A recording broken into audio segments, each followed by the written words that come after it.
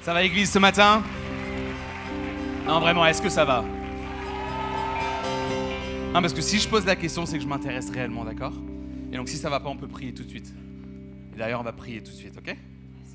Seigneur, je te remercie pour ce privilège que tu nous donnes ce matin de pouvoir être dans ta maison. Merci parce que tu es maître dans ce lieu. Merci parce que tu acceptes nos louanges telles qu'elles sont et tu te fais plaisir au milieu des louanges de ton peuple ce matin. Alors oui, viens et établis ton trône. Oui, viens et établis ta volonté. Oui, viens et apporte ce dont tu veux apporter à chacun d'entre nous et que nous ne ressentons pas de ce lieu comme nous sommes rentrés, mais que nous puissions sortir de ce lieu en étant différents, équipés pour pouvoir attaquer cette saison, équipés pour pouvoir traverser le feu, équipés pour pouvoir changer les mentalités. On te remercie d'avance pour tout ce que tu vas faire, Père éternel, et que ton nom soit béni. Et le peuple de Dieu ce matin dit Amen, Amen. Est-ce que tu peux donner un high five à ton voisin et dis-lui combien Dieu l'aime? Tu peux donner aussi un high five à celui de derrière, celui que tu n'as pas voulu checker. Excellent. Est-ce qu'on peut remercier l'équipe créative ce matin pour ce qu'ils nous apportent?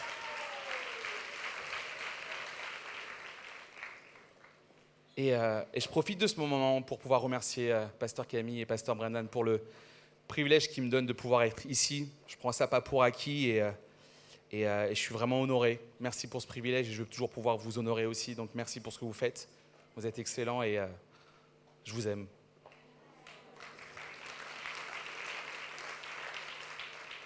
Cool. Bon, je vais pas pleurer tout de suite. J'aimerais parler un petit peu de moi, même si l'idée c'est pas de parler de moi, mais bien évidemment de parler de Jésus. Il y a que cette partie qui sait pourquoi on est là ce matin. Mais je me suis posé la question de qu'est-ce que les gens pensent de moi parfois. Parfois je me dis, est-ce que les gens ont cet avis sur moi qui est de Gérald, c'est certainement un gars qui est hyper sérieux. Quelqu'un qui ne va pas trop prendre de risques, quelqu'un qui n'aime pas s'aventurer au-delà des limites, quelqu'un qui est d'ailleurs très sage, même très posé. Ben non, c'est pas ça. C'est pas du tout ce que je suis. Je suis plutôt dans le côté inverse de tout ce que je viens de vous citer. Et d'ailleurs, j'ai une petite histoire à vous raconter. Il y a quelques années, et je ne me rappelle plus très bien quelle date, mais c'est pas ce qui est le plus important, on s'est retrouvés avec 3 de mes amis. On s'était dit, tiens, pourquoi pas aller dans le sud-ouest de la France? Ah, le sud-ouest de la France. On aime cet endroit, n'est-ce pas? La bonne nourriture. Il y a des cigales dans le sud-ouest? Il doit y en avoir. Non, oula. Il y a débat sur le sujet. Mais on s'est dit, pourquoi pas y aller pour pouvoir se restaurer, pour pouvoir retrouver du calme, pour pouvoir bien manger. Parce que d'autant plus que si on allait dans le sud-ouest, on était accueillis chez un des parents des amis. Et qui sait que lorsque l'on va chez les parents des amis, on est bien évidemment, normalement, bien accueillis. Et je me souviendrai toujours de ces moments où on avait le petit-déj qui était servi avant même qu'on se lève, le brunch qui durait toute la journée quasiment. Et je me souviens notamment de ce tiramisu dont la maman de mon ami, il n'arrêtait pas d'en parler. Cet ami, bien évidemment, c'est Gaël Soukas qui est juste là, il était avec moi. Et donc, ce tiramisu extraordinaire, on aime les tiramisu des mamans, n'est-ce pas? On devrait toujours honorer les tiramisu des mamans. Et on a eu ces moments de temps, de calme, de repos, de fou rire. Et on s'est retrouvés dans une après-midi, je crois, dans le jardin, où on rigolait, on discutait, on rêvait, et on disait, mais bon, maintenant, qu'est-ce qu'on fait? Et je me souviens que un des amis s'est dit, tiens, vous savez que derrière la maison, il y a un chemin de fer qui est désaffecté, et ce chemin de fer, au bout de ce chemin de fer, il y a une barrière, et derrière cette barrière, il y a une usine qui est désaffectée, donc on n'est pas censé y aller. C'est écrit interdit. Et donc forcément, on était 4, 3 sur les 4 ont désiré y aller, un a voulu débattre en disant non, c'est pas possible, on est chrétien quand même, il faut vraiment qu'on soit sage, qu'on soit posé, calme, on va pas au-delà des limites, donc ça c'était pas moi. Et à force de converser, avant d'avoir cette conversation, on se retrouve sur le chemin de fer, bam. Donc on s'amuse, on rigole et on avance, et on arrive devant cette barrière, et ne me demandez pas comment, mais on arrive à passer de l'autre côté de la barrière. On y passe, je ne sais pas combien de temps, mais on s'amuse, on rigole, on se prend pour des gens qui travaillent à l'usine, donc on appuie sur tous les boutons, etc. Enfin, on s'y croyait vraiment. Et à un moment donné, on s'est dit, bon, il faut rentrer, parce qu'on avait faim. Donc on sort, et je ne me rappelle pas de combien de temps on est passé dans cette usine. Je ne me rappelle pas concrètement ce qu'on a fait dans cette usine. il y a deux choses dont je me souviens lorsqu'on est sorti de cette usine. C'est d'avoir vu le sol plus près jamais de mes yeux comme auparavant. Et genre, c'est ce dont je me suis rappelé. Littéralement, comme ça, main dans le dos, menottes. Mais qu'est-ce que vous faisiez dans l'usine ? Mais vous faisiez quoi dans l'usine ? Ils rigolaient pas, bien évidemment. Hein. Et nous, on a eu peur, quoi. On a eu peur et ils pensaient qu'on était là pour voler du cuivre. Je sais pas pourquoi. Et un de mes autres amis qui a toujours eu, et je ne sais pas pourquoi, il a cette capacité de pouvoir détendre l'atmosphère ou tout simplement il ne comprend pas le risque dans lequel il s'est mis, pousse le bouchon trop loin en disant « Mais monsieur l'agent, en fait, on était dans l'usine tout simplement pour faire les bêtises qu'on est censé faire à 15 ans. Vous ne le faites pas, d'accord, les 15 ans.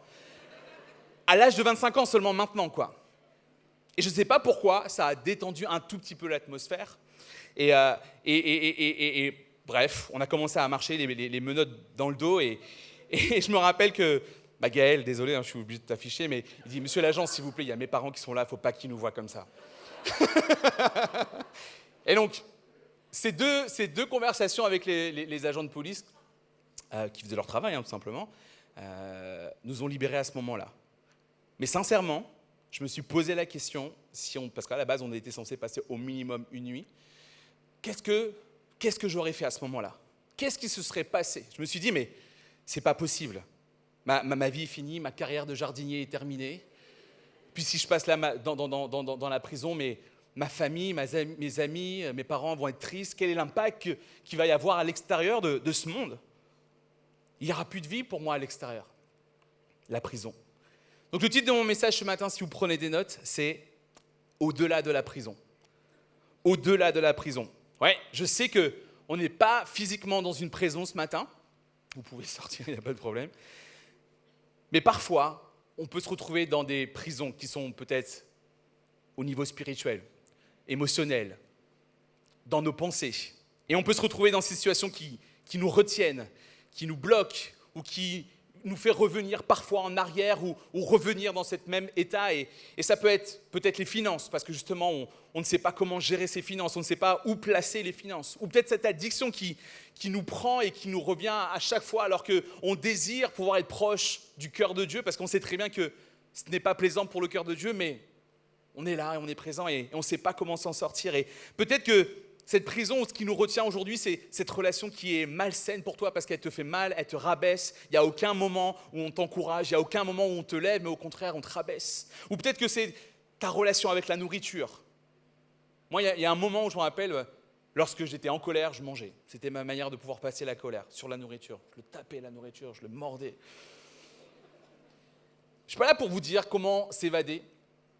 Je n'ai pas cette clé, 7 points pour pouvoir dire comment sortir d'une prison. Par contre, ce que j'ai découvert, c'est que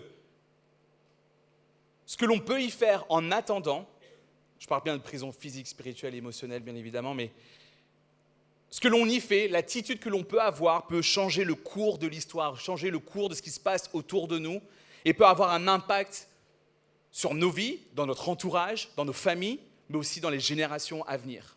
Et je pense que ce matin, on est tous conscients que, et on a le désir, et j'imagine, et ma prière, elle est là ce matin, c'est qu'est-ce que je vais investir pour les générations à venir ? Parce que mes actions, mes pensées, mes réactions vont bien évidemment avoir un impact sur les prochaines générations, d'autant plus sur la génération qui nous voit en ce moment. Et donc j'aimerais parler de 3 hommes qui ont une attitude complètement différente de ce que l'on pourrait s'attendre à eux dans une prison. Ils se sont retrouvés malgré eux dans la prison alors que, a priori, ils n'étaient pas censés être là. Ils n'avaient rien demandé, en tout cas ils n'avaient rien fait pour être dans cette prison, mais on les a retrouvés directement en prison. Mais leur attitude dans cette prison, à ce moment-là, a été complètement différente et on les connaît pour cela.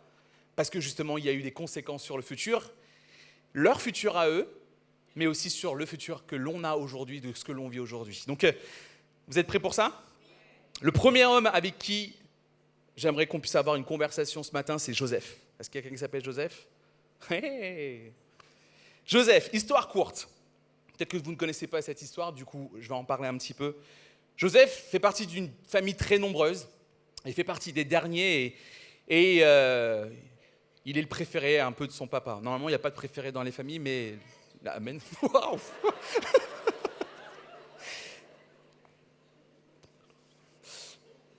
Mais là, il est le préféré et il reçoit une tunique qui est magnifique, qui est différente de ce que ses frères ont. Et il y a de la jalousie qui se met en place dans cette famille.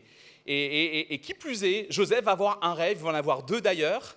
Dans ses rêves, il a l'impression, ou ça donne l'impression lorsqu'il en parle à ses frères et notamment à ses parents aussi, que sa famille va se prosterner devant lui alors qu'il est le dernier. Donc petit conseil, si vous êtes les derniers, ne dites surtout pas ça à vos aînés, d'accord ? Ça va pas vous aider. D'ailleurs, la Bible nous dit que ça les a tellement agacés qu'ils ont vendu leur petit frère. Et résultat des courses, pour faire très rapidement l'histoire, Joseph s'est retrouvé en prison parce qu'il a refusé de coucher avec la femme de son chef, là où il avait été vendu. Mais dans cette prison, la Bible nous dit que Joseph a une attitude quand même assez particulière. Dans la prison, on nous dit qu'on lui a confié la responsabilité des prisonniers. Genèse 39, versets 21 à 22. Le Seigneur fut avec Joseph, il lui accorda de la faveur, il lui donna de la grâce aux yeux du chef de la prison.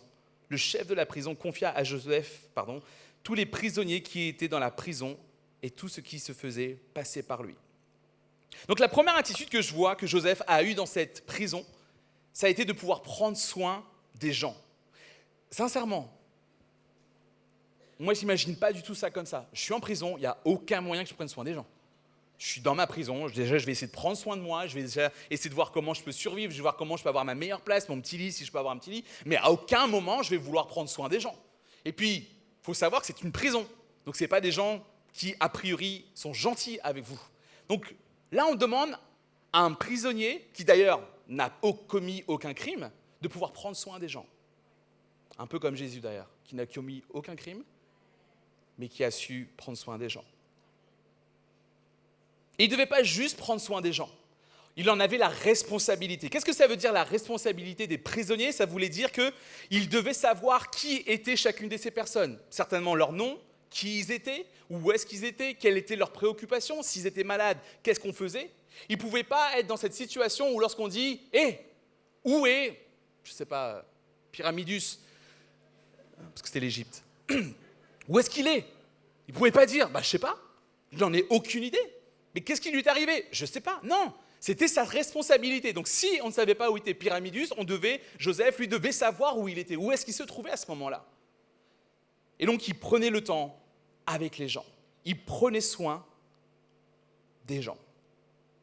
Je pense que dans la situation dans laquelle on peut se retrouver en ce moment, la situation qui peut-être nous bloque, nous retient, parfois il est important de pouvoir prendre soin des gens. Parce que lorsque l'on commence à prendre soin des gens, Dieu a une attention encore beaucoup plus particulière parce qu'il est attentionné vers les gens. Ce que Dieu aime, c'est pouvoir participer à la vie des gens. Et lorsque l'on s'associe à ce que Dieu aime, Dieu est encore beaucoup plus attentif parce que c'est ce qui lui fait plaisir. Et la Bible nous dit que le Seigneur faisait réussir tout ce que Joseph entreprenait. Donc ça, c'est dans Genèse 39, verset 23. Il avait la confiance du chef.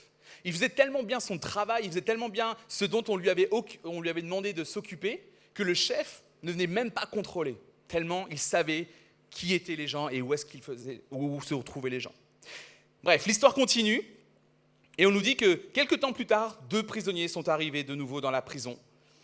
Et ils vont avoir une nuit qui sont assez troublés, ils vont avoir 2 rêves, un rêve chacun. Et au matin, ils ont le visage triste, ils sont pas du tout sereins. Et on va lire ce court passage en Genèse 40, versets 5 à 8. Au cours du même nuit, les chansons et le panetier du roi d'Égypte, enfermés dans la prison, firent tous les 2 un rêve, chacun le sien, chaque rêve ayant son interprétation propre. Au matin, quand Joseph vint vers Dieu, il vit qu'ils étaient de mauvaise humeur. Alors il demanda aux hauts fonctionnaires du Pharaon qui étaient avec lui aux arrêts dans la maison de son maître. « Pourquoi avez-vous l'air sombre aujourd'hui ?» Ils lui répondirent « Nous avons fait un rêve et il n'y a personne pour l'interpréter. » Joseph leur dit « N'est-ce pas Dieu qu'appartiennent les interprétations ? Racontez-moi, je vous prie. » La deuxième attitude que je vois de Joseph dans cette prison, c'est qu'il se souvient de Dieu. Il se souvient de Dieu et il honore Dieu. Personne n'est capable de pouvoir interpréter ce rêve. Le fait que personne ne puisse interpréter ce rêve met de la tristesse pour chacune de ces personnes, met un malaise, parce que Joseph s'en rend compte. Encore une fois, il prend soin. Il pourrait dire, mais c'est votre rêve, ça va aller, c'est fini, quoi. C'est qu'un rêve. Non, il prend en considération le rêve. Et d'ailleurs, ce que je peux nous encourager, Église, à ne jamais minimiser les rêves des gens qui nous partagent, que les gens nous partagent. Ne minimisons pas ces rêves parce qu'il y a certainement de l'or derrière. Et donc, il est dans la prison. Il a toutes ces raisons, Joseph, lui, de ne plus penser à Dieu. On pourrait dire, mais attends, pourquoi je suis là, moi? C'est pas juste. Moi, j'ai rien fait en réalité. Ce sont mes frères, c'est ma famille qui ne pense plus à moi, qui a fait en sorte que moi, je suis là. Et puis moi, j'ai fait qu'obéir à Dieu lorsque cette femme a voulu coucher avec moi. J'ai dit non, je ne veux pas, et je me suis enfui. Et au résultat des courses, je me retrouve dans cette prison. C'est pas juste, Dieu. Je n'ai pas à parler de toi dans cette saison. Je n'ai pas à parler ou à honorer qui tu es. C'est fini, Dieu. Je suis dans la prison. On n'a rien fait pour moi. Je te parle plus. C'est fini. C'est fini. Non. La parole de Dieu nous dit que Joseph va faire l'opposé. Il va saisir une opportunité. Il ne rate pas une occasion de pouvoir rendre gloire à Dieu. Il se rappelle de Dieu. Et d'ailleurs, il rappelle à ces deux prisonniers que c'est Dieu qui peut interpréter. C'est Dieu qui apporte. Cette attitude qu'il va avoir va amener très rapidement Joseph auprès du Pharaon, quelques temps plus tard, parce que lui-même a un rêve auquel il ne sait pas quoi faire, il ne sait pas comment l'interpréter, et ça devient compliqué pour lui. Et donc du coup, un des prisonniers va se rappeler de Joseph, parce qu'il a eu cette attitude, en disant « Hé, Pharaon, je connais un gars qui, lui, sait interpréter les rêves. » Pharaon, dans Genèse 41, versets 14 à 16, va dire ça. « Alors le Pharaon fit appeler Joseph.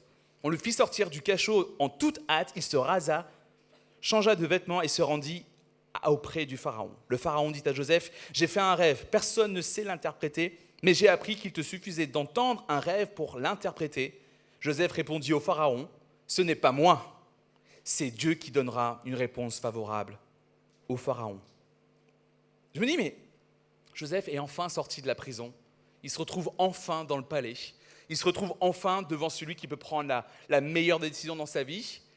Le Pharaon lui dit, « J'ai appris que tu pouvais. » Sauf qu'à ce moment-là, Joseph n'est pas dans cette disposition, n'est pas dans cette idée de dire « Oui, c'est vrai, je peux d'ailleurs, c'est ce que j'ai fait pour tes deux amis là. Il y en a un qui est mort, un qui est vivant. » Non, non. Il dit « Ce n'est pas moi, c'est Dieu. » Il remet tout de suite la position de Dieu. Il remet tout de suite l'autorité de Dieu. Et parfois, on peut se retrouver dans ces situations et se trouver face à une opportunité, rencontrer une personne ou rencontrer une situation et dire « Bien sûr, c'est moi. Je vais y arriver. Je vais utiliser cette position, cette situation pour pouvoir m'en sortir. » Sauf que Joseph, lui, ce qu'il fait, c'est qu'il repositionne là où est Dieu, à qui revient toute la gloire. Et la Bible nous apprend que cela va être bénéfique à sa vie. Son attitude va pouvoir bénir plusieurs peuples et pouvoir bénir un pays. Vous savez, ça me fait penser à ce verset dans 2 Chroniques 7, verset 14.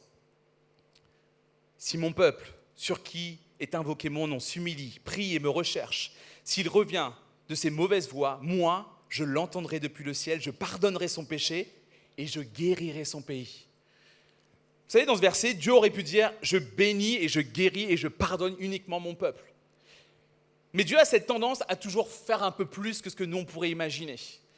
Il a tendance à faire plus que ce que l'on pourrait justement s'attendre à lui. Dieu dit « Je vais bénir mon pays, mais je vais aussi bénir mon peuple, mais je vais aussi guérir son pays. » On est d'accord que dans un pays, il y a bien évidemment le peuple auquel appartient ce pays. Ouais. Mais il y a aussi d'autres peuples qui en font partie. Et la parole de Dieu nous dit qu'en Israël, à ce moment-là, il y avait le peuple d'Israël, mais il y avait d'autres peuples aussi qui s'étaient joints dans ce pays-là. Et Dieu ne veut pas se contenter de bénir une seule personne. Dieu ne veut pas se contenter de bénir juste un peuple. Dieu veut pouvoir bénir tout le monde et il inclut tout le monde. Alors, peut-être que ce matin, tu es dans cette attitude et laisse-moi t'encourager, Église, que tu n'es pas exclu du plan de Dieu.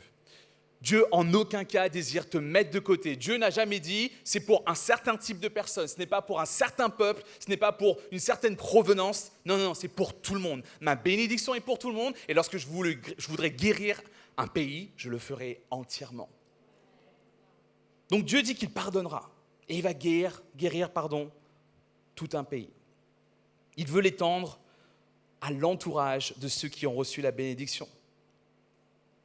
Vous savez, lorsqu'on dit que la grâce surabonde, c'est que sur notre vie, il y a une bénédiction qui coule et qu'il y a un surplus qui sort, parce qu'il ne peut pas contenir notre vase. Et donc ce surplus n'est pas fait pour nous, il n'est pas fait « Ah mince, il faut que je prenne des réserves ». Non, les réserves, il n'y en a pas besoin. Dieu est une source infinie et ça coulera et vous serez toujours remplis. Donc n'essayez pas de garder, relâchez. Parce que ça, c'est pour votre entourage. Imaginez ça, je suis béni, je reçois la bénédiction de la part de Dieu, ça coule sur moi, ça déborde. Mon entourage bénéficie de cette bénédiction.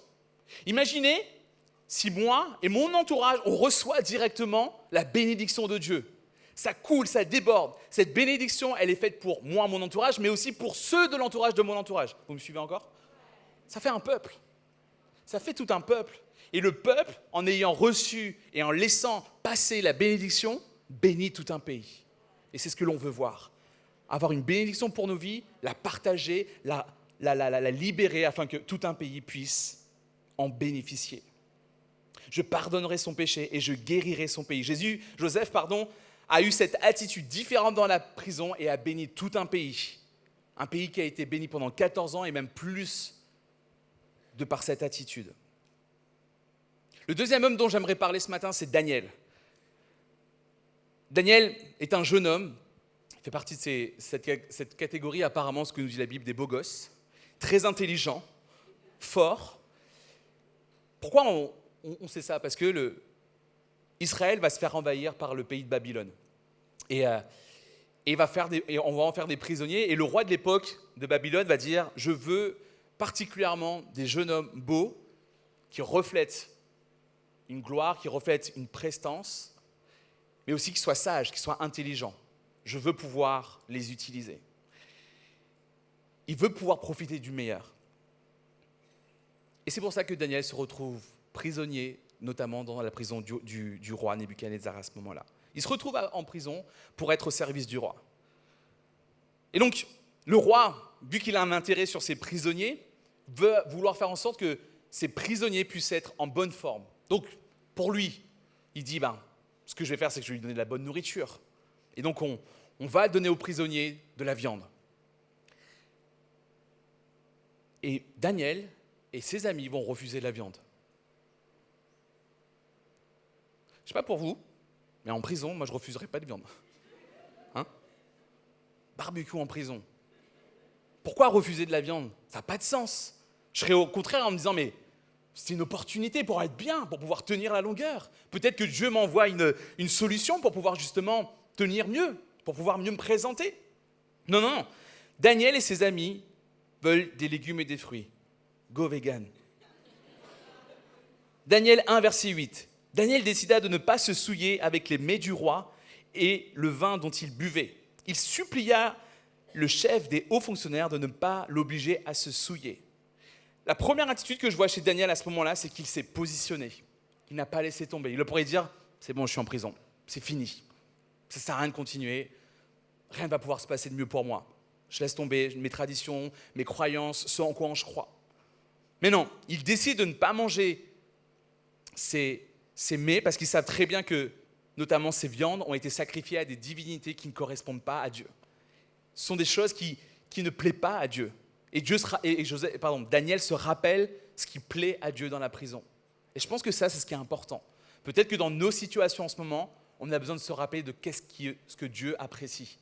De quoi Dieu voudrait que l'on fasse en ce moment notre plaisir. Et donc, il décide d'honorer Dieu. Donc, dans Daniel 1, verset 15, la Bible nous dit qu'au bout de 10 jours, Daniel et ses amis avaient une meilleure mine. Ils étaient en bon point, plus que tous les autres garçons qui, eux, avaient mangé ce que le roi avait proposé. C'est dingue quand même, juste avec des fruits et des légumes. Dieu a pourvu. Et donc, ils se retrouvent devant le roi et le roi va les remarquer. Quelque temps plus tard, on nous apprend que Daniel va faire partie des conseillers, donc parce qu'il fait partie des sages du roi. Et surtout, il va avoir la possibilité de pouvoir interpréter encore un rêve. Donc, Le roi se retrouve à avoir un rêve et personne, encore une fois, est incapable de pouvoir déchiffrer qu'est-ce qui est derrière. On va lire ça ensemble. Daniel 2, versets 26 à 28. Le roi demanda à Daniel, qu'on nommait Belteshazzar, « Es-tu capable de me faire connaître le rêve que j'ai vu et son interprétation ?» Daniel répondit devant le roi, « Le mystère que le roi demande, ce ne sont pas les sages, les envoûteurs, les mages et les devins qui sont capables de dire au roi. Mais il y a dans le ciel un Dieu qui révèle les mystères et qui a fait connaître au roi Nebuchadnezzar, ce roi-là, c'est mieux que mon prénom, ça, mon nom de famille, ce qui arrivera dans la suite des temps. Voici ton rêve, les visions que tu as eues sur ton lit. » La deuxième attitude que Daniel a eue, c'est qu'il va parler de son Dieu. Il n'a pas oublié qui est son Dieu, mais il va parler de lui. Mais il y a un Dieu, dans le ciel, un Dieu qui révèle les mystères. La Bible nous dit que Daniel a été le seul à pouvoir donner une interprétation à ce roi-là. Le roi était tellement content qu'il ne savait pas en fait quoi faire. Et donc, il ne comprenait pas. Et il s'est dit, mais ton Dieu est certainement le vrai Dieu. Rendez compte, Daniel aurait pu dire, parce qu'il savait très bien, il était prisonnier. Il aurait pu ne pas parler de Dieu. Il aurait pu mourir sur le champ. Mais il dit, et toi, ô grand roi, ce que tu veux, tu as tes dieux, mais il y en a un que tu ne connais pas. Et parfois, je pense que dans nos situations, on a besoin de parler à l'ennemi qui est en face de nous et dire, tu as tes autorités, tu as tes croyances, tu as cela, mais il y a un Dieu que tu n'as pas encore découvert. Et c'est mon Dieu qui habite dans les cieux, mais qui est venu sur terre pour pouvoir te terrasser bientôt. Et tu vas pouvoir avancer, et moi aussi je vais pouvoir avancer dans la direction que Dieu a prévue pour moi. Amen. Et donc l'histoire continue. Il devient celui qui va gérer la province de Babylone. Donc, comme Joseph, il devient le second du roi. Et donc, il a une autorité sur le pays, il va pouvoir bénir le pays. Daniel s'est positionné. S'est positionné dans la prison, en refusant ce qui déplairait à Dieu. Son attitude l'a mené à bénir un pays et à contribuer à la libération de son peuple un peu plus tard. Je pardonnerai son péché et je guérirai son pays. Ton attitude, mon attitude, quelle est l'attitude que je veux avoir dans cette situation qui me bloque, dans cette situation qui me retient? Et Dieu ne veut en aucun cas que l'on soit retenu. Dieu veut en aucun cas que l'on soit bloqué dans une situation. Ce qu'il veut, c'est que l'on puisse rentrer librement dans ce quoi il nous a appelé, à savoir une vie extraordinaire. Il veut que l'on puisse vivre avec lui. Il veut le meilleur pour nous. En aucun cas. Et Église, s'il vous plaît, écoutez ça. Ne laissez pas ce mensonge prendre place dans votre vie. Dieu n'a jamais voulu une mauvaise situation pour chacun d'entre nous. À aucun moment. Toujours le meilleur pour nous. Mais il a promis. Il pardonnera et il guérira. Troisième homme dont j'aimerais parler ce midi, c'est Paul. Vous connaissez Paul ? Paul est un homme qui a eu une rencontre personnelle avec Jésus. Et suite à cette rencontre, il avait ce désir de pouvoir partager la bonne nouvelle de Jésus. Cette bonne nouvelle que Jésus est venu sur terre. Il est venu pour apporter la réconciliation avec Dieu. Et surtout, quelque chose qui dérangeait la pensée du moment, c'est que Dieu était pour tout le monde. Et qu'il n'était pas juste pour un seul type de personne. Et donc il va converser, il va avoir des conversations avec des personnes qui sont bons et puissants en théologie. D'autres personnes qui vont entendre cette parole et certains vont se convertir et d'autres vont le haïr. Et une des histoires qu'on connaît le plus de Paul, c'est ce moment où il se retrouve en prison avec Silas. Ils se retrouvent en prison et ils ont cette manière d'agir qui n'a pas de sens du tout. Actes des Apôtres 16, versets 25 à 26. Vers le milieu de la nuit, Paul et Silas priaient et chantaient les louanges de Dieu. Les prisonniers les entendaient. Quand tout à coup, il se produisit un grand tremblement de terre. Les fondations de la prison furent ébranlées. À l'instant même, toutes les portes s'ouvrirent et tous les liens se détachèrent. Qui chante et prie dans une prison ? Je ne sais pas. Encore une fois, c'est un sujet que je ne maîtrise pas. Mais tu n'as pas envie de louer qui que ce soit quand tu es en prison. J'imagine que les prisons, ce n'est pas un hôtel. À l'époque, encore moins. C'était avec juste des vulgaires planches de bois, avec des toilettes qui n'existaient pas. Enfin, c'était un lieu qui est horrible. Ça n'avait pas de sens. Et l'idée de vouloir louer quelqu'un alors qu'on est dans cette situation qui est horrible et qui d'ailleurs nous rappelle notre situation, parce que parfois on peut être dans ces situations. On voit tellement de choses autour de nous, on se dit mais c'est pas possible, et on peut se concentrer là-dessus et avoir qu'un focus là-dessus. Mais Paul et Silas, eux, décident de ne pas regarder aux circonstances, de ne pas regarder à ce qui se passe autour d'eux et à commencer à prier et à commencer à louer Dieu.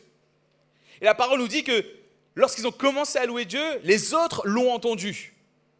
Et tout d'un coup, un tremblement de terre s'est mis en place et les fondations de la prison furent ébranlées.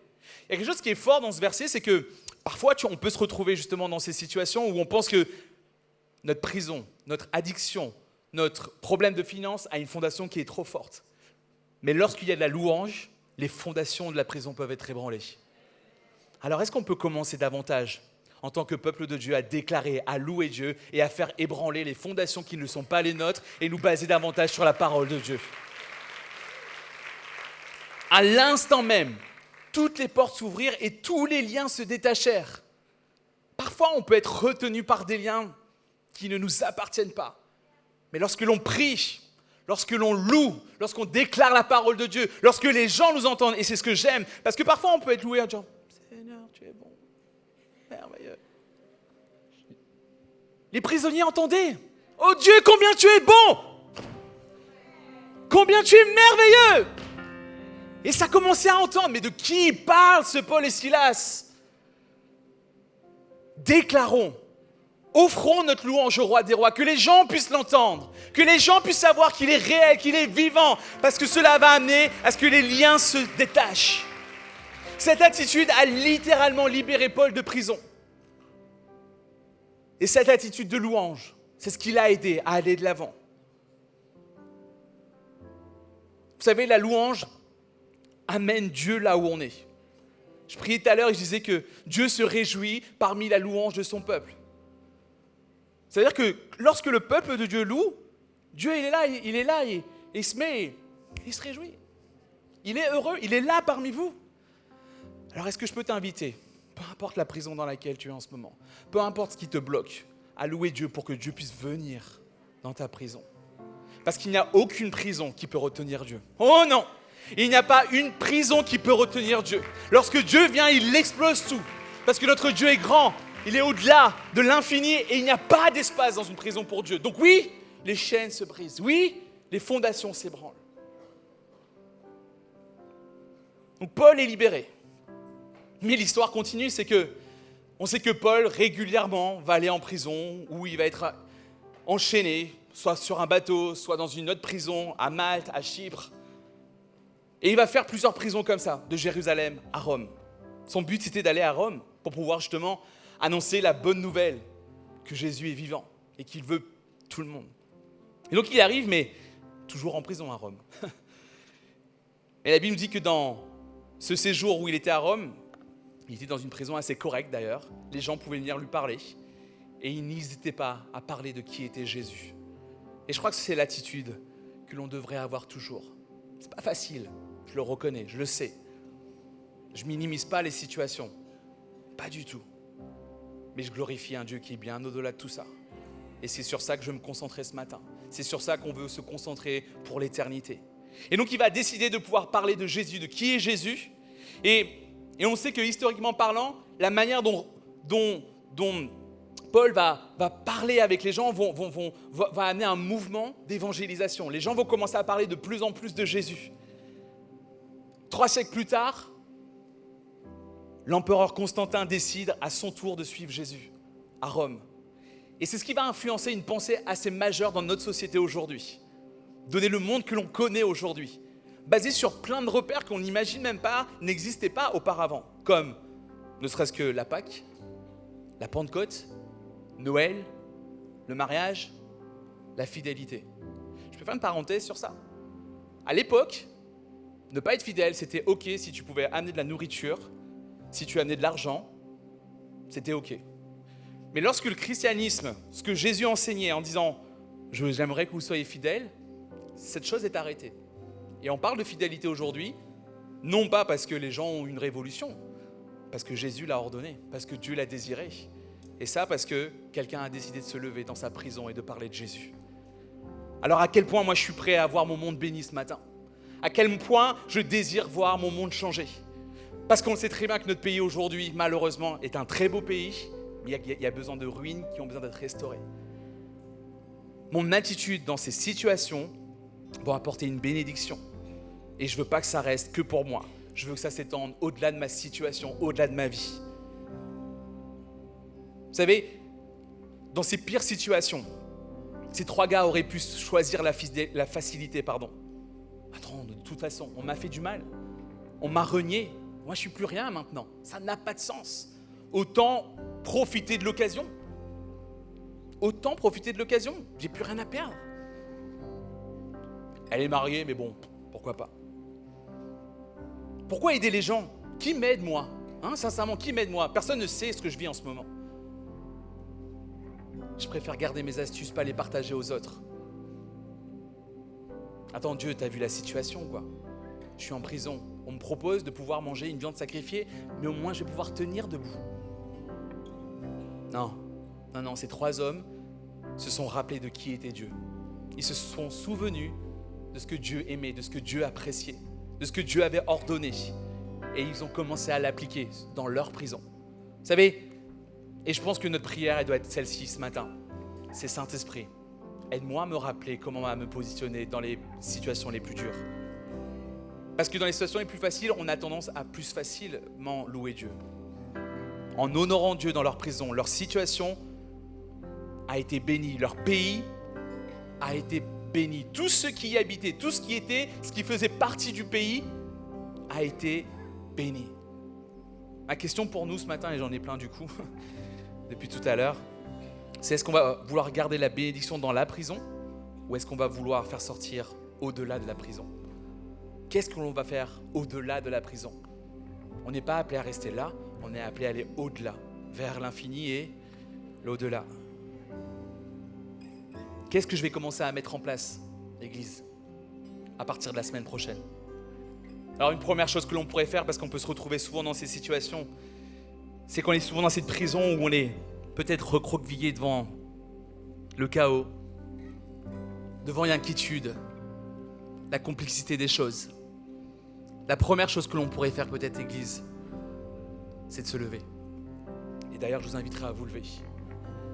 C'est de se lever. C'est de reprendre position. Ce n'est pas Dieu qui t'a placé là, mais Dieu t'appelle à sortir de là où tu es peut-être en ce moment. Peut-être ce que l'on pourrait faire cette semaine, c'est commencer à se rappeler de ce que Dieu dit de chacun d'entre nous. Nous sommes des filles et des fils du roi, appelés à la liberté, à régner en tant que princes et princesses sur ce que Dieu nous a donné comme autorité. Peut-être que cette semaine, ce que l'on pourrait commencer à faire, c'est se rappeler de qui est Dieu, de déclarer la louange et de rapporter cette présence ici-bas sur terre, afin qu'un grand nombre puisse connaître que Dieu est toujours vivant et qu'il est pour chacun d'entre nous et qu'il souhaite le meilleur pour nous.